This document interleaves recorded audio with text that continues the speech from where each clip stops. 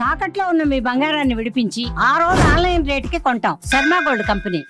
నమస్కారం అండి. సుమన్ టీవీకి స్వాగతం. నేను గీతాంజలి. మనతో పాటు ఉన్నారు భారతీయ శంకరపీఠం వ్యవస్థాపకులు, ప్రముఖ జ్యోతిష్యులు, ఆధ్యాత్మికవేత్త, బ్రహ్మశ్రీ అన్నవరపు తిరుపతిమూర్తి అవధాని గురువుగారు. వారితో మాట్లాడదాము. గురుగారు నమస్కారం అండి. ఓం శ్రీ మహాగణాధిపతయే నమః. మాఘ పూర్ణిమ ఎంతో విశేషం అని అంటారండి. ప్రతి మాసంలో పౌర్ణమి విశేషమే. ఈ మాఘ మాసంలో వచ్చేటువంటి పౌర్ణమి అత్యంత విశేషం అని చెప్తారు. విశిష్టత తెలియచేయండి గురుగారు. ఎందుకంత ప్రత్యేకత? ఆ రోజున ఏం చేయాలి? ఎవరెవరు ఎలా నియమాలు పాటించాలి? మామూలుగా కూడా చైత్రాది ద్వాదశ మాసాలలో మాఘం, పాల్గొనం, చైత్రం ఈ 3 మాసాలు కూడా అత్యంత దారుణాన్ని మనకు చూపించేటువంటివి. అవునండి. ఏ రకంగా అంటారు? ప్రమాదాలు, ఏదో ఒక రకమైనటువంటి మనిషికి ప్రమాదం అనేటువంటిది ఏదో ఒక రీతిలో మరణాన్ని తథ్యంగా తీసుకొచ్చి చూపించేటువంటి మాసాలు ఇవి. దీంట్లో కొన్ని ఉన్నాయి. అందులోనూ కూడా అందుకనే మనకు మాఘమాసం రాగానే ఎవరి యొక్క ఆరోగ్యం ఇబ్బంది పడి అనారోగ్య పరిస్థితికి రావద్దు అనే ఉద్దేశంతో మాఘమాసం నెల రోజులు కూడా పెద్దవారందరూ కూడా అరుణపారాయణ చేస్తూ ఉంటారమ్మా. అరుణపారాయణ చేస్తుంటారు. మనిషి చనిపోతాడేమో అని అనుకుంటే దానికి ఒక ప్రక్రియలో అరుణపారాయణ చేస్తే కూర్చుంటారు. ఇలా కాళ్ళు చేతులు యాక్సిడెంట్ అయ్యి విరిగి రాడ్లు పెట్టి ఇక జన్మలో నడవలేరు అనుకున్నటువంటి వ్యక్తులు కూడా అదే కాలు మీద నిలబడి సూర్య నమస్కారాలు చేసే స్థితి ఆయన ఇచ్చాడు. అలాగే మనం పూర్వంలోకి వెళ్తే కరోనా తర్వాత ఒమిక్రాన్ అనేటువంటిది వచ్చినప్పుడు ఇదే మాఘమాసానికి ముందు విపరీతంగా వస్తే ఈ మాఘమాసంలో మొదటి 15 రోజుల వ్యవధిలో దాని పేరు రాకుండా నిర్వీర్యం చేస్తాం మనం అని చెప్పి ఇక్కడ మనం వీడియో కూడా చెప్పి ఆ నెల రోజులు కూడా విచిత్రంగా ఎక్కడ ఆపకుండా అరుణపారాయణ చేయించాం. 15వ రోజు కల్లా పేరు కూడా మనం మర్చిపోయామండి. అంటే వచ్చేటువంటి దాన్ని పూర్తిగా నిర్మూలన చేసేటువంటిది ఇదే.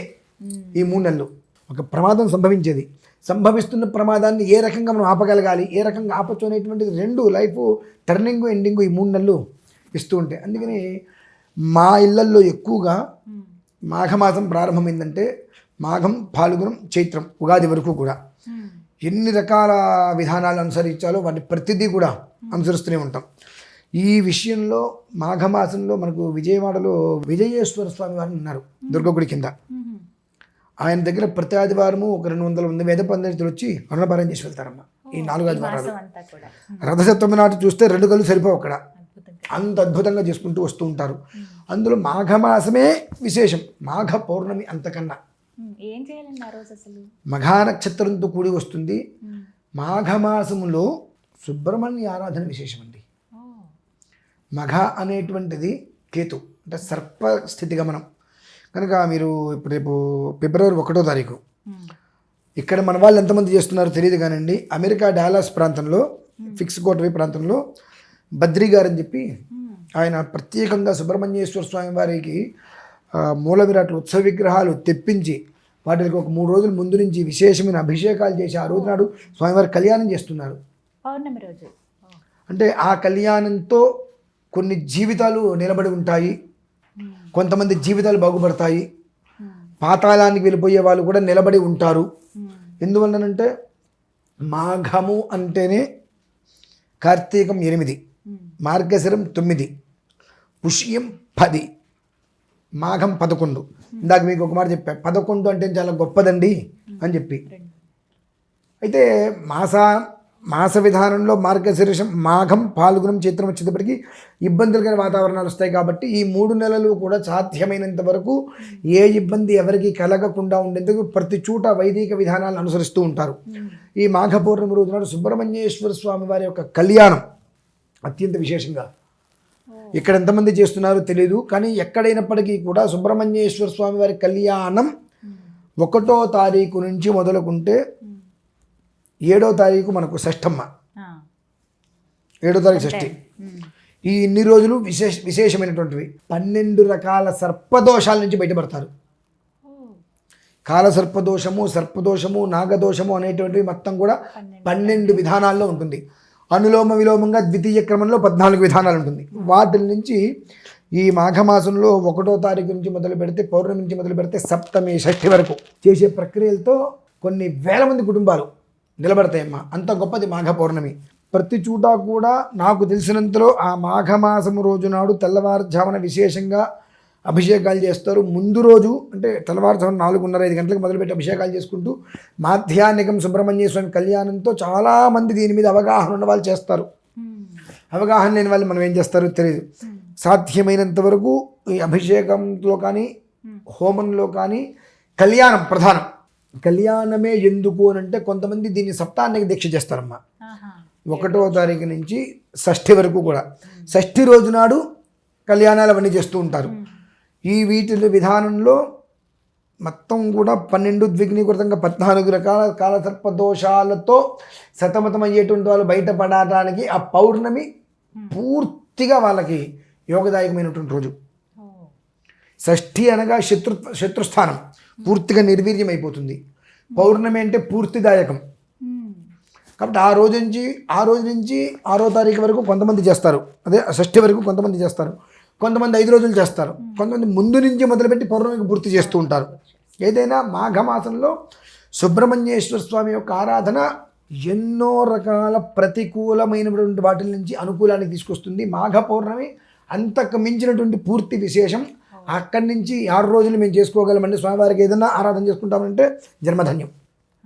అంతేనమ్మా.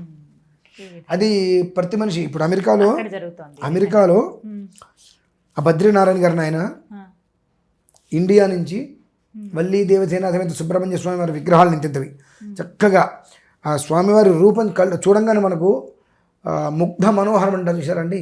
ఇంతకు మించిన అందం ఇంకోటి ఏదైనా ఉంటుందా అని అలా ఆయన మీదకి మన మనసు వెళ్ళిపోతుందండి. అటువంటి విగ్రహాలు తెప్పించి ఆ రోజునాడు ప్రత్యేకంగా ఆయన కళ్యాణం చేస్తున్నారు. ఆయన అమెరికాలో డాలస్ దగ్గర మనకు ఫిక్స్కో అని చెప్పి ఉంది, ఆ పరిసరాలలో చేస్తున్నారు. ఎందువలన అంటే ప్రతి ఒక్క విషయం కూడా ఇలా ఉందని చెబుతూ ఉంటారు. ఎందువలనంటే కొన్ని పర్వదినాలు అందరి కోసం రావు, కొందరి కోసమే వస్తాయి. ఆ కొందరిలో కూడా దాన్ని ఉపయోగించుకునే వాళ్ళు చాలా తక్కువ మంది ఉంటారు. ఆ రకమైన పరిస్థితులలో ఆ రోజు కళ్యాణం కానీ ఆ రోజు నుంచి 6 రోజులు జరిగేటువంటి విషయాల్లో కానీ ఏ ఒక్కళ్ళు ఏ కారణం చేతనైనా మీరు పాల్గొన్నారు, ఆయన నా పక్కన వాళ్ళు పాల్గొన్నారు, నేను చేయకపోతే బాగోదేమో అని మొహమాటంతో పాల్గొన్నా అది ఆ ఒక్క పాపాల నుంచి దోషాల నుంచి పూర్తి విముక్తండి. అంత గొప్పదిగా అక్కడందరికీ కూడా ఉపయోగపడేటట్టుగా అమెరికాలో నిర్వహిస్తున్నారు బద్రీనారాయణ శాస్త్రి గారు. ఇక్కడ మన వాళ్ళు ఎంతోమంది ఆరాధన చేస్తూనే ఉంటారు. చేయకపోయినా ఎక్కడైనా తెలుసుకొని ఎక్కడ జరుగుతుందో తెలుసుకొని అక్కడికి వెళ్ళి ఆరాధనలో పాల్గొనటము. సుబ్రహ్మణ్యేశ్వర స్వామి వారి కళ్యాణం జరుగుతుంది అంటే అందులో ఖచ్చితంగా ఉండటం, కనీసం వెళ్ళి చూడటం, చూసినా ఆ ఫలితం వస్తుందండి. కర్త కారయిత చేవ ప్రేరకశ్చ అనుమోదక. కర్తకి, కారకుడికి, ప్రేరకుడికి, అనుమోదకుడికి, పశ్చయితి చూసిన వాళ్ళకి 5గురికి కూడా సరియగు ఫలితమే ఏర్పడుతుంది. అంత గొప్పది మాఘమాసం. ఎందుకంటే సర్వాన్ని నాశనం చేసేది, నాశనం అయ్యేటువంటి ప్రతిదాన్ని నిలబెట్టేది మాఘ, పాల్గొన, చైత్ర మాసాలు అంత విశేషమైనవి. కాబట్టి మాఘమాసం అత్యంత విశేషమైంది. ఎన్ని రకాలుగా ఇందాక ఏకాదశి గురించి చెప్పుకున్నాం. ఇది ఏకాదశి 11వ మాసం మాఘము అంటేనే. ఈ 11 అనేటువంటిది మళ్ళీ 2వ రకంగా ఇది ద్విగ్నీకృతంగా లాభస్థానాన్ని ఇస్తున్నాడు. అటు లాభస్థానం, ఇటు ధనస్థానం. అంటే అన్ని రకాల సమస్యల్ని ఇచ్చేది. ఈ సమస్యల్లో కూరుకుపోతున్నా ఉన్న పరిస్థితుల్లో అందులోంచి బయటపడేసేటువంటి మాఘమాసం గొప్పది కనుక ఆ రోజునాడు ఆ సుబ్రహ్మణ్య అనుగ్రహం కోసం ఆయన కళ్యాణం చేయించుకోవడం, ఎక్కడన్నా చేస్తుందో చూడటం. ఆ రోజు నుంచి 6 రోజుల పాటు షష్ఠి వరకు కూడా సాధ్యమైనంత రాత్రిపూట పాలన్నం తింటూ స్వామివారిని ఆరాధన చేసుకోవడం అత్యంత శ్రేయదాయకం అమ్మా. చక్కగా వివరించారు. ధన్యవాదాలు గురుగారు.